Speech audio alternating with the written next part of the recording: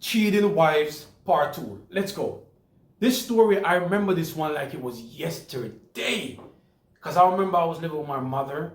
I was 16 going on 17 if I'm not mistaken. 16, 17, whatever. This wife next door, she's always playing loud music. We all have a neighbor that just play loud music all the time. Daytime, evening, nights. She just always playing music. She's a music lover. I love music also. I play music all the time. I'm not playing music right now because I'm doing this video. But I remember this story like it was literally yesterday. And I'm going to say this. She wanted to invite me over one night. And I said, no, I'm not interested. This woman was persistent. She asked me again. And I told her I'm not interested. She went and she asked my brother the same question. This is a wife that's home alone. She's a stay-at-home mom.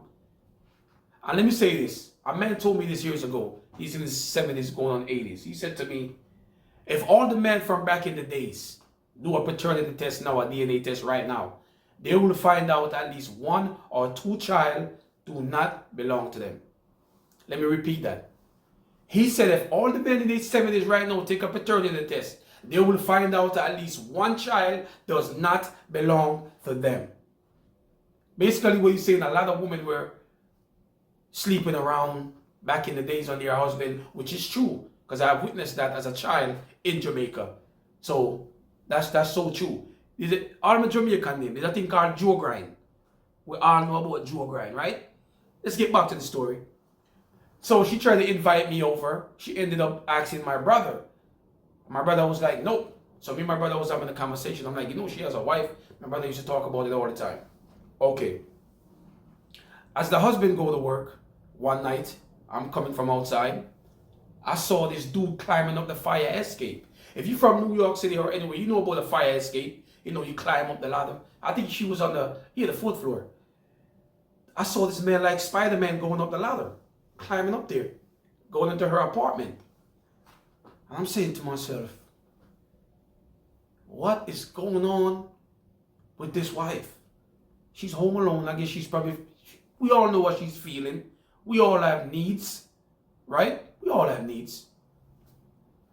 So the guy used to climb to the fire escape and go in her apartment because she don't want him to come to the front because she don't want nobody to see him. She don't want a neighbor to see him. She don't want me to see him or anybody in the apartment complex to see him. So she have him climbing up the fire escape. So I'm saying to myself, this wife is, man, I don't know what's going on with these stay-at-home moms.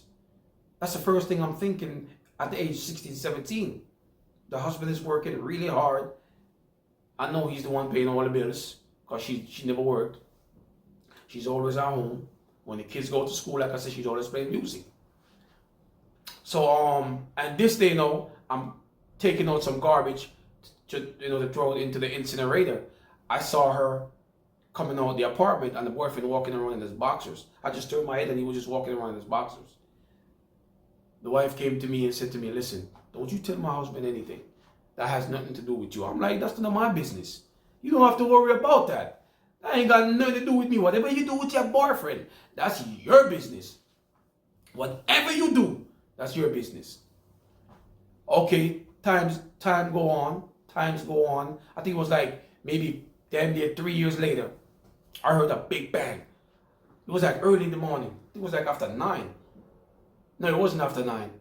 I was on my way to school.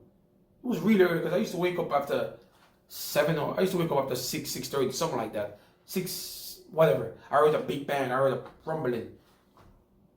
The husband caught the boyfriend in the apartment. The husband beat the crap out of him. When I said this man looked like he literally had a fight with Mike Tyson. I remember just going to school. I remember my mother was saying, what are you doing? My mother was asking me, what am I doing? I'm like, I'm going to school. I just wanted to see who was he. I knew it was the boyfriend. I have a feeling. I'm like, I guarantee the boyfriend is getting beat up right now. The man came out. Both his eyes were shut. I'm talking about the husband beat this man so bad. Oh my God, I remember, man. But this is the part that was really messed up. When the husband got arrested, of course he's going to get arrested. He got arrested. Cops came. You know, I heard that later because I left the school. The neighbor that was down there was telling us the cops came and the husband got arrested. Of course, they go and arrest him because he just beat up his wife, boyfriend. Right? I think it was maybe like 2 months later till the husband came home. I think something happened with his bond. He couldn't get bail. You know how that go. So the husband came home. I saw him just stocking stuff at the door. Stocking boxes, clothes, everything. And I remember him telling his kids that mommy was having an affair on him. I remember him hearing that from my apartment because he was really loud. He was talking loud and he was angry. And he was telling I think it was his daughter or his son, that mommy's having an affair and mommy has to go or I have to go. The husband ended up leaving the apartment. He said, you know what, he's going to leave. Of course, the man is hurt. He just called his wife with her boyfriend in their apartment. So the husband ended up leaving. The wife ended up losing the apartment because I think the husband stopped paying the bills on the apartment. You know, I'm going to say this about the husband. If you have children with that woman, it's a tough decision because he has children with her. I don't think he should have stopped paying the bills. He should have told his wife, listen, you got to go get a job now and pay half. But stop paying the bills, you're basically abandoning your children's life. You know what I'm saying? Him stop paying the bills, she end up losing the apartment, they end up going in the shelter. You know what I'm saying? But I don't think he should have stopped paying the bills. So a couple years down the line, I bumped into the husband. Of course, he told me they went through a divorce, a crazy divorce. He was divorced at the time, and we was having a conversation. I'm not a snitch. I'm not going to tell her. I'm not going to say nothing. The husband said, did you guys ever seen anyone coming in the building or anything like that? In the building? I'm like, no, I've never seen anyone coming. She surprised me too. I'm not going to say it because I'm not the type to just put the business out there. So I knew she was cheating. So the husband asked me if I did see anyone coming out of the building. I said, nope, I didn't see a thing. You know what I'm saying? That's just me. I don't like stitching on people. So I gave the husband a handshake and he left. But I'm going to say this though. This happens a lot. There's a lot of stay-at-home moms that are cheating on their husband right now. So if you're a man and you're watching this, you might want to do a double back. You might want to turn the car around one day or one night. Turn it around. Make a U-turn. You never know. You never know what's going on in that apartment when you're not there. Not saying all women will do that.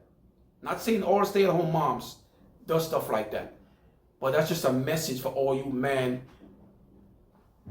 The wife that stays at home, you might want to do a U-turn one day. Just to be on the safe side.